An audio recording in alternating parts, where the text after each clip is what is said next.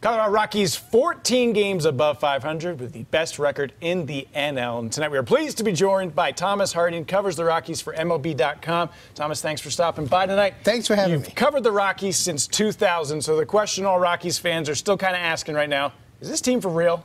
Well, you look at the record right now, you look at how they're playing, and also you look at the pitching, and you have to say, yes, they're for real, okay? I know it's hard to fathom here because usually, you know, the Rockies will come out of nowhere later in the season like in 2007, but the way they're playing solid baseball. They're not winning games by luck. They're winning games by pitching. They're winning games by playing good defense and also getting timely hitting from a deep lineup. So much to talk about with this team, but let's start at the top. And how much credit do you give to Bud Black for what's happened so far this season? Well, I'll tell you what, when he came in, it was kind of a match made in heaven because if you look at some of the people in the minor league system, like Mark Wiley, the director of pitching services for that organization, he was Bud Black's pitching coach when Black joined the Cleveland Indians back then. And he knows everybody in the system. Some of the pitching coaches that the kids are working with, he coached them at one point, maybe with the Angels at some point. So he does fit in well with everybody, and I think that makes a huge difference. Has he done anything to change the culture from what you've seen over the last couple of years?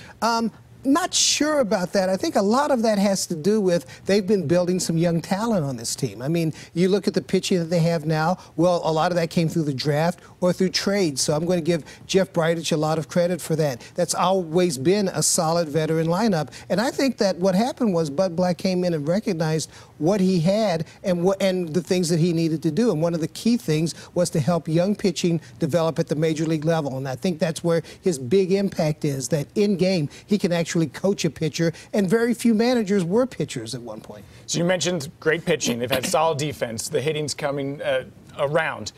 Is their success sustainable? Is there anything about this team that concerns you to last the full summer? Well, I always look at the depth, and even when you look at the starting rotation, yes, they've called up Jeff Hoffman a couple of times, and he has really performed well. But right now it's 6 guys until John Gray comes back from his foot injury, and I still would love to see more pitching depth, but wouldn't everybody else? The other thing is the bullpen is very good. The guys that they have holding leads are pitching very well. However, I'm not sure that they can sustain very many injuries in that bullpen. Once again, on the 40-man roster, you've got Carlos Estevez down at AAA, but beyond that, it's kind of iffy. So those are the 2 places that I look at. I do think that the starting pitching can develop some more depth from within, like I say, when John Gray comes back. And I'm really hoping, keeping my fingers crossed for Chad Bettis. If Chad Bettis is able to come back, then suddenly you've got some depth in the starting rotation. The bullpen, that may be a place that at the deadline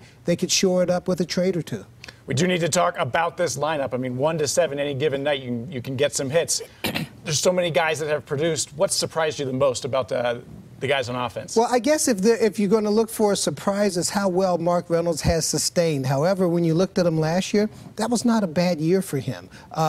Just 118 games, and he had his career best batting average and on-base percentage. So and he signed back as a role player, but the way he was hitting, you thought he would be able to help this team. I didn't know that he would be starting, obviously, because of the Ian Desmond injury, but he has turned out to be one heck of a guy to put in there, and he gives you a little bit more depth. There are things that don't surprise me about this team.